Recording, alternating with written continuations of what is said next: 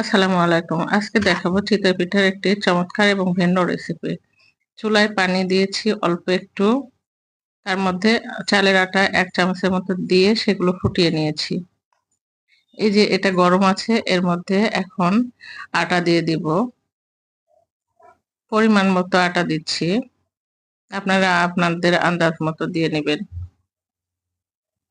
৬-৭ চামচের মধ্যে নতুন কোটা আটা। এর সঙ্গে একটু ঠান্ডা পানি আস্তে আস্তে মিক্সড করছি আর মাখছি।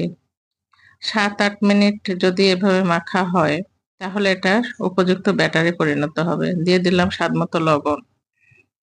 আবারও অল্প পানি দিলাম, মাখছি।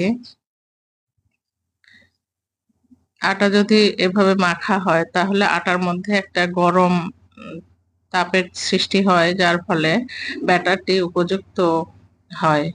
আর যদি ২-১ মিনিট এভাবে নেড়েচেড়ে ব্যাটার তৈরি করতে যাওয়া হয় তাহলে চিতইগুলো ফোলে না। এই যে বারবার মাখানো হচ্ছে। একটু ময়দা ১ চামচের মতো ময়দা যোগ করছি। অনেক সুন্দর করে দেখা হচ্ছে, চেক করা হচ্ছে যে মাখানো উপযুক্ত হয়েছে কিনা। একটু আটা যোগ করা হলো যাতে ফুলে ওঠে ভালো। আবারও চালের আটা দিয়ে দিচ্ছি। একটু পরিমাণ বেশি করব তাই একটু লবণ দিয়ে দিচ্ছি। স্বাদ মতো লবণ। জনসংখ্যা অনুপাতে করতে হবে। দেখুন ব্যাটারের ঘনত্বটা কেমন হয়েছে। আবারও নেড়েচেড়ে নেওয়া হচ্ছে। বারবার নাড়তে থাকতে হবে এটা, যাতে এর মধ্যে তাপ ক্রিয়েট করে। আবার একটু পানি দিয়ে দেওয়া হচ্ছে। ব্যাটারটা তৈরি হয়ে গিয়েছে, দেখাচ্ছি আমি ব্যাটারের ঘনত্বটা কেমন হবে। এই যে ঘনত্ব, একদম পাতলাও হবে না, একদম বেশি ঘনও হবে না। চুলায় যাব, আমি মাটির খোলা দিয়ে দিয়েছি। খোলাটা একদম পুরোপুরি গরম করে নিব। আবার মাটির ঢাকনা দিয়ে ঢেকে দিচ্ছি। দেওয়ার পরে এর ৪ সাইডে পানি দিয়ে দিচ্ছি। খোলা পুরোপুরি গরম না হলে কিন্তু হবে না। এদিকে ধনেপাতা চাটনি হবে, তাই ধনেপাতা ধুয়ে পরিষ্কার করে নিচ্ছি। দেখুন কত সুন্দর ফুলে উঠেছে আমাদের চিতই।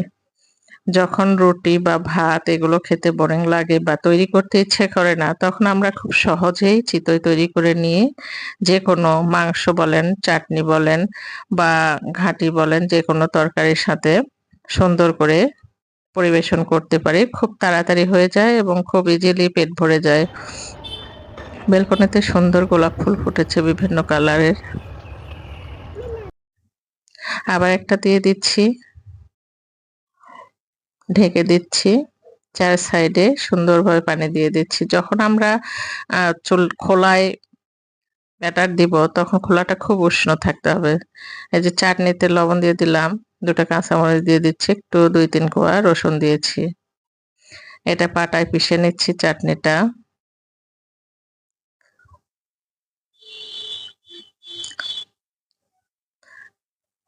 শেষে একটু পেঁয়াজ দিয়েছি। এটা আলতো করে মিশিয়ে নেব এদের সাথে, জোরে ঘষবো না। পেঁয়াজগুলো আস্তই থাকবে কিন্তু এগুলোর সঙ্গে মিশে যাবে। চাটনিটাও মজা হয়, চাটনি দিয়ে খেতেও খুব মজা লাগে। আর কোরবানির মাংস দিয়ে খেতে তো আপনাদের আরো ভালো লাগবে এই সময়ে। দিয়ে দিচ্ছি সরিষার তেল। এগুলো এখন মেখে নিয়ে তুলে রাখবো।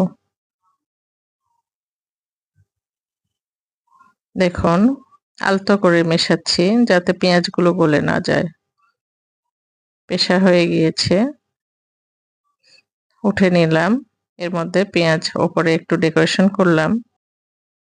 এদিকে আমার চিতই প্রায় হয়ে গিয়েছে। ভিডিওটি পছন্দ হলে লাইক দিবেন, শেয়ার করবেন প্লিজ। আর চ্যানেলটি সাবস্ক্রাইব করে পাশে থাকবেন। এতক্ষণ পাশে থাকার জন্য সকলকে ধন্যবাদ। আল্লাহ হাফেজ।